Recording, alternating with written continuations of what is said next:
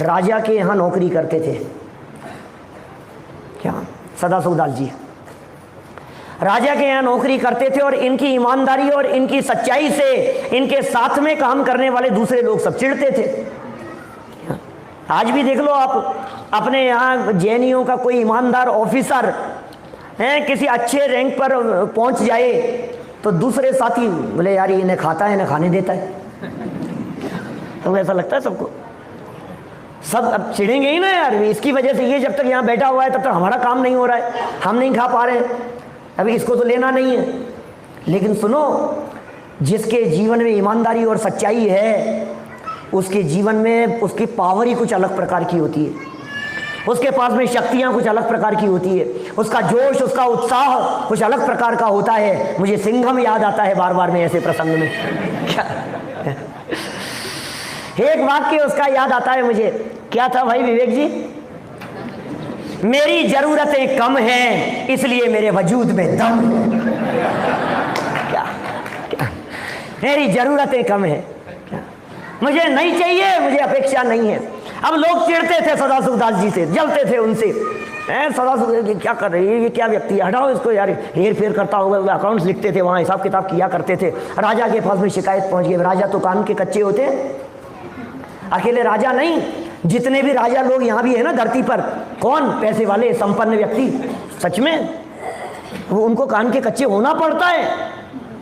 माने जो जिस व्यक्ति ने जो कह दिया उस बात को उनको सीरियसली लेना पड़ता है भाई साहब। अब राजा कान के कच्चे, उनको शिकायत कर दी, सदाशिवदास जी के बारे में शिकायत हो गई। और फिर क्या होना था, राजा भेष बदल करके वहाँ पहुँच, राजा पहुँच गए बिना भेष बदले हुए, डायरेक्ट पहुँच गए अचानक, बिना किसी प्री इंफॉर्मेशन के।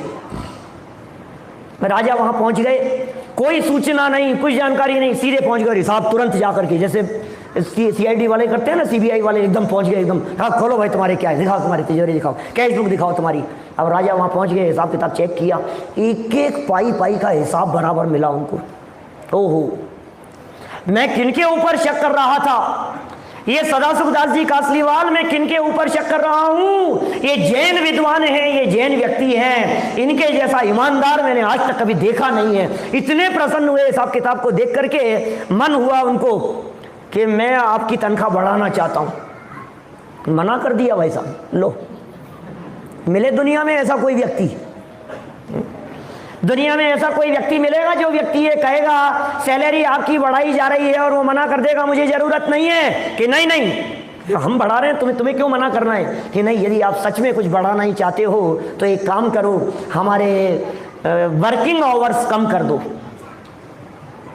समय कम कर दो हमारे। क्यों? आराधना के लिए समय कम पड़ता है, स्वाध्याय के लिए समय कम पड़ता है, वचनिकाएं लिखने के लिए समय कम पड़ता है, स्वाध्याय तत्व चिंतन मनन करने के लिए समय कम पड़ता है। इतना सा आप कर दो तो मैं समझ लूंगा, तनख्वाह बढ़ गई, उतनी बातें, 8 घंटे के इतने पैसे देते हो, 6 घंटे के उतने ही देते ना, मेरा काम चलता है, पैसे का क्या करूंगा, मुझे तो समय चाहिए, पैसे का क्या होगा। हम सोचो ऐसे व्यक्ति। फिर राजा ने क्या किया, राजा ने उनके समय भी घटाया और उनकी तनख्वाह भी बढ़ाई। क्या